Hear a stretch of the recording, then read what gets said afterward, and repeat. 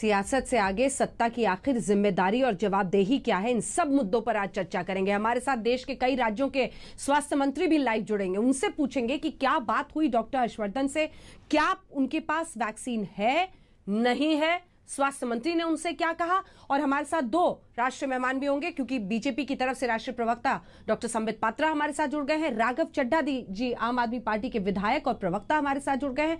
3 स्वास्थ्य मंत्री हमारे साथ लाइव इस वक्त जुड़ रहे हैं। सबसे पहले विश्वास सारंग जी मध्य प्रदेश के स्वास्थ्य मंत्री हमारे साथ जुड़ गए हैं।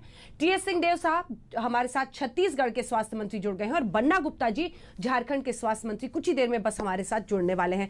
मैं पहले स्वास्थ्य मंत्रियों के साथ शुरुआत करना चाहती हूं, उसके बाद मैं आपके पास भी आऊंगी डॉक्टर संबित पात्रा और राघव चड्ढा जी। सबसे पहले विश्वास सारंग जी आपके साथ शुरुआत करते हुए, मध्य प्रदेश बीजेपी शासित राज्य है, इसलिए माना यह जा रहा है कि जो बीजेपी वाले राज्य है वहां पर वैक्सीन की कोई प्रॉब्लम नहीं हो रही है। सच कह रही हूं मैं, या आप लोगों को भी कोई समस्या है, आपने वाकई स्वास्थ्य मंत्री के सामने रखा है और वहां से उसका हल या फिर कोई उपाय बताया गया है? क्या आपके पास पर्याप्त मात्रा में वैक्सीन है? क्या आप 18 की उम्र से ऊपर के सभी लोगों को वैक्सीन दे रहे हैं? टीकाकरण की क्या रफ्तार है आपके राज्य में? विश्वास जी।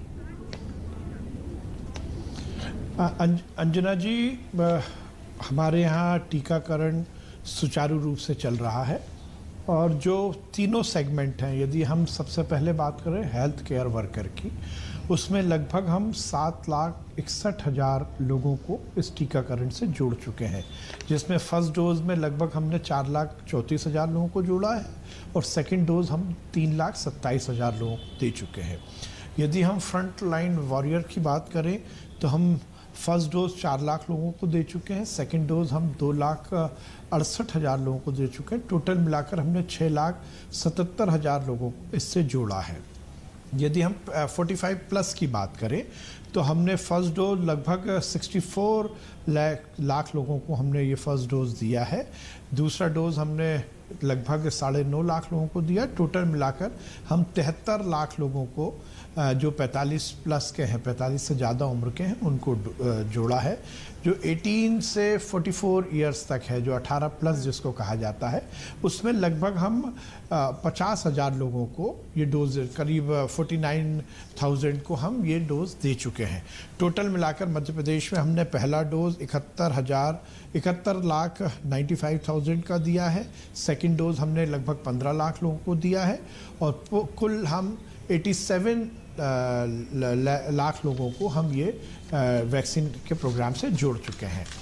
और देखिए, इसमें 2 तरह के वैक्सीन हैं जो प्रोक्योर हो रहे हैं। एक हमें GOI से मिल रहा है, गवर्नमेंट ऑफ इंडिया से, जो हम 45 प्लस जो हमारे नागरिक हैं उनको दे रहे हैं।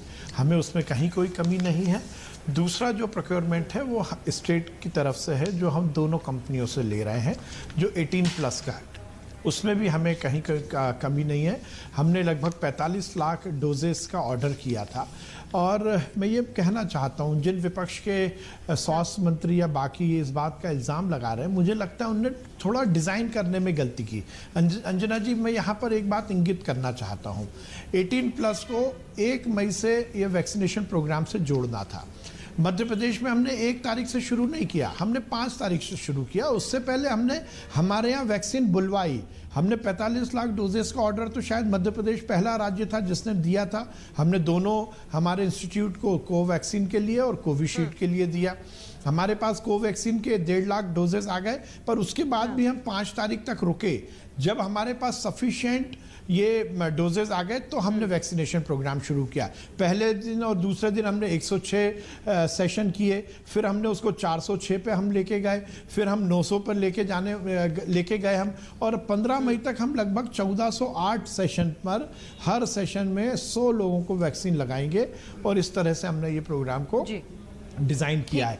मुझे ये लगता है आपने सही बात बोली। इस प्रोग्राम का जो जीस्ट है कि ये जो बातें चल रही है, जो इल्जाम लगाने वाली बातें हैं, ये ठीक नहीं है। अंजना जी, मैं बस एक मिनट का 30 सेकंड का आप मुझे टाइम दीजिए। इस देश में ये बड़ी दिक्कत हो गई है कि इस महामारी में एक दूसरे पर जो इल्जाम लगाने का दौर शुरू हुआ है, जहां भारतीय भारतीय जनता पार्टी की सरकार है, वहां अव्यवस्थाओं को लेकर ये भाजपा के मुख्यमंत्री पर इल्जाम लगाते हैं, और जहां विपक्ष की सरकार है ये प्रधानमंत्री जी पर इल्जाम लगाते हैं। मुझे लगता है ये ठीक नहीं है। सही मायने में इतने बड़े देश में इतने साइंटिफिक तरीके से जो मोदी जी ने और केंद्र सरकार ने इस वैक्सीनेशन ड्राइव को डिजाइन किया है, उसको यदि हम फॉलो करेंगे तो सब चीजें ठीक हो जाएंगी। ठीक है, राघव चड्ढा जी, इससे पहले कि मैं संबित जी आपके पास आऊं, टीएस सिंहदेव साहब, राघव चड्ढा जी, क्योंकि आप भी पूरे दिल्ली को रिप्रेजेंट करते हैं, आपकी सरकार को रिप्रेजेंट करते हैं, इसलिए मैं सोच रही हूं कि अब वक्त आ गया है कि आप बहस में आ जाएं और ये बताएं। उनका यह आरोप है कि जानबूझकर भ्रम फैलाया जा रहा है, लेकिन सवाल यह है कि क्या तैयारियां, वो कह रहे हैं कि हमने राज्य स्तर पर पहले वैक्सीन का इंतजाम किया, खुद भी बिडिंग करके लिया और गवर्नमेंट ऑफ इंडिया से भी प्रोक्योर किया और उसके बाद वैक्सीनेशन कर रहे हैं। आपने क्या ऐसा किया था? कहां पर चूक है, कितनी कमी है और क्या तस्वीर देश को बताएंगे? देखिए, चूक क्या है आपको समझना होगा। इस देश के अंदर मार्च के महीने में हम लगभग, अगर मैं आपको आंकड़ा दूं तो 25 लाख लोगों को इस देश में रोजाना टीका लगा रहे थे। मैं देश की बात कर रहा हूं, अभी दिल्ली पे आऊंगा।